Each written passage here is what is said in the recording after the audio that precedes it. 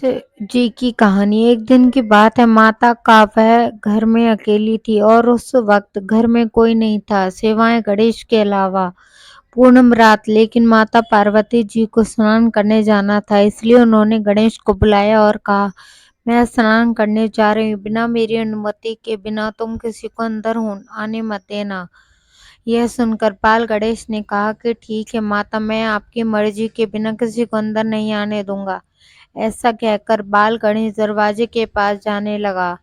तेरी माता पार्वती ने बुलाकर कहा कि ऐसा नहीं चलेगा, तुम मुझे वचन दो कि कोई अंदर नहीं आ पाएगा। तभी बाल गणेश ने कहा कि ठीक है माँ, मैं वचन देता हूँ कि बिना आपकी मर्जी का किसी को भी अंदर आने की अनुमति नहीं दूंगा। कुछ देर होने के बाद भगवान शिव अपने घर आए थे, मतलब कि माता पार्वती के घर आए थे, क्योंकि बाल गणेश माता पार्वती और भगवान शिव के पुत्र थे। लेकिन इस बात की जानकारी भगवान शिव को भी नहीं थी।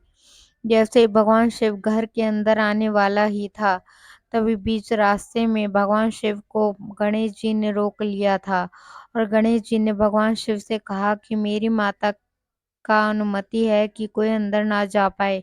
यह सुनकर भगवान शिव ने पूछा कि ऐसी क्या बात है जो तुम मुझे मेरे घर में अंदर जाने से रोक रहे हो। तभी गणेश जी ने कहा कि मेरी माता स्नान करने गई है और मुझे वचन देकर गई है कि मैं किसी को अंदर आने का ना दूं। तभी भगवान शिव बहुत ज्यादा क्रोधित हो जाते हैं और वह अपनी त्रिशूल निकालते हैं और गणेश जी का गला काट देते हैं।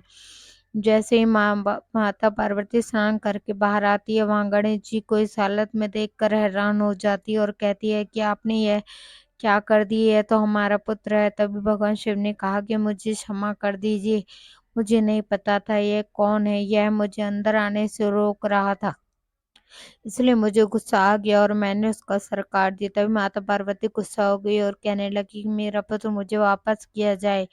इतने में भगवान शिव ने सोचा कि मैं तो इसे दोबारा उसी सर से नहीं जोड़ सकता हूँ, लेकिन अगर तुम कहो तो मैं इसे किसी दूसरे की सर से जोड़कर तुम्हारे बेटे को जिंदा कर सकता हूँ।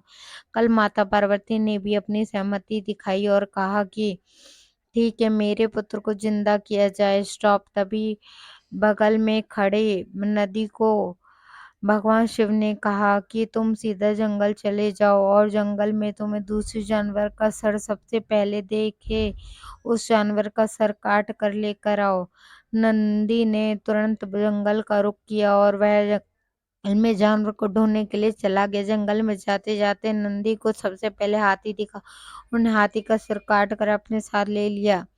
अभी भगवान से अपने साथी के सर को गणेश के सर पर जोड़कर उसे जिंदा कर दिया। यह देखकर माता पार्वती ने कहा कि मेरा बेटा कैसा लग रहा है, सभी लोग मेरे बेटे को देखकर हंसेंगे और डरेंगे। तब भगवान शिव ने कहा कि तुम व्यर्थ ही चिंता कर रही हो, मैं इसे जिंदा ही नहीं करूंगा बल्कि जिंदा करके पूरी तरह से वरदान भी दूंगा कि उनकी आने वाले सभी लोग किसी भी शुभ कार्य को करने से पहले भगवान श्री गणेश को याद करना अनिवार्य हो जाएगा। तब से लेकर आज तक किसी भी शुभ कार्य करने से पहले भगवान श्री गणेश जी को स्मरण किया जाता है। किसी भी शुभ कार्य करने से पहले, चाहे शादी हो या किसी प्रकार की कोई नई चीज का उपयोग करने से पहले, भगवान श्री गणेश की पूजा करना अनिवार्य माना जाता है। इसे पूजा के बिना किसी भी चीज का उद्घाटन करना या कोई नया काम करना अशुभ माना जाता है।